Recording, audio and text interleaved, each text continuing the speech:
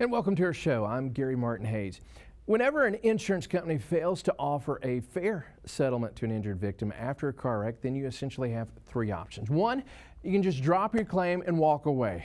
I don't think this is a good idea. Two, you can accept their lowball offer. Again, I don't think this should be done. Or three, you can file a lawsuit to get the insurance company to take your claim seriously. People assume that the insurance company will always make a decent offer on personal injury claims, but this is simply not the case. Now, I wrote about this situation back in 2012 in the best-selling book, Protect and Defend. Insurance companies like to practice the 3 Ds when adjusting claims: delay, deny, and defend. All right, delay. When injured victims are bent over the financial barrel, the insurance company knows that they can get most people to accept less money by delaying settlement of the claim. 2, deny. If you submit a claim that you were injured, the claims adjuster will attack your injuries in a variety of ways by alleging you're faking your injuries, you're exaggerating the severity of your injuries, and if you are really hurt, it's because you were injured before the wreck. And if you're really hurt, you should have gone to a different doctor than the one that you chose. And 3, defend. If you do not like what the insurance company is offering, or if the insurance company denies your claim, you have 3 choices. Again, drop your claim, accept the lowball offer, or file a lawsuit. They will use the court system to delay the claim as your case falls in line behind other civil matters, including business disputes, divorce, collection claims. In some situations, your only alternative is to file a lawsuit to protect your rights. So let me talk for the next few minutes about what happens when a case goes into litigation in Georgia. It all starts with a complaint.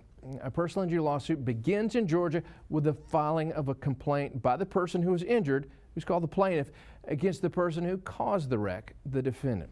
The complaint is a written document that's filed with the court that must set out the basic factual allegations against the defendant.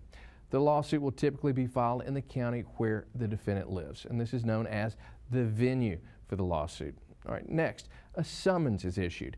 A sheriff's deputy or a marshal will then take a copy of the lawsuit and a summons to the defendant. They are served a copy of the lawsuit, and this puts them on notice of the lawsuit against them. Sometimes the defendant will not answer the door when they see the deputy. The defendant will evade service, and this will require the attorney to have a special process server appointed to try and serve the defendant with a lawsuit. And then comes the answer. After the complaint has been properly served, the defendant has 30 days in which to file an answer to the lawsuit. The answer is the legal document in which the defendant responds to the allegations set forth in the plaintiff's complaint. The answer will be prepared by the attorneys that represent the defendant. And then we get into what's called the discovery phase.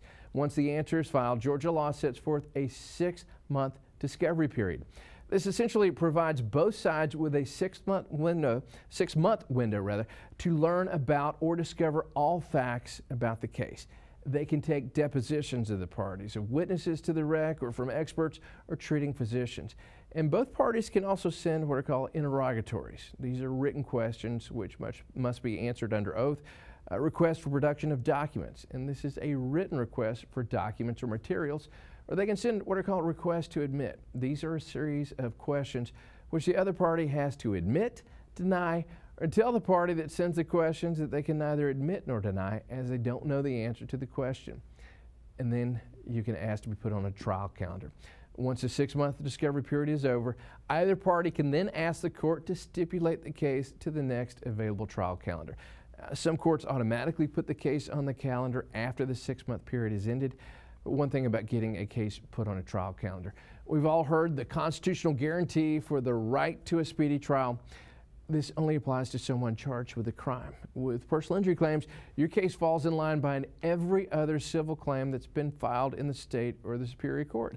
So it can take some time before your case ever appears on a jury trial calendar. Well, as you can see, litigation is a very involved process. It also takes a lot of time for a case to move through the system, so it will be placed on a trial calendar. Further, please understand litigation can be expensive, especially when you factor in the cost of filing a lawsuit, with the cost of hiring experts and taking depositions. Insurance companies know this, and they certainly try to use this to their advantage.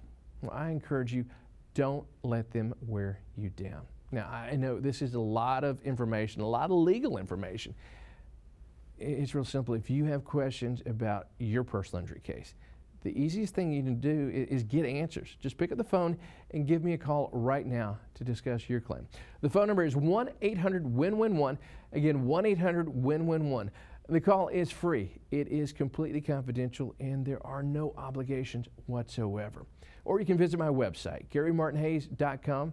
Easiest thing to do, though, pick up the phone and call me right now, 1-800-WIN-WIN-1.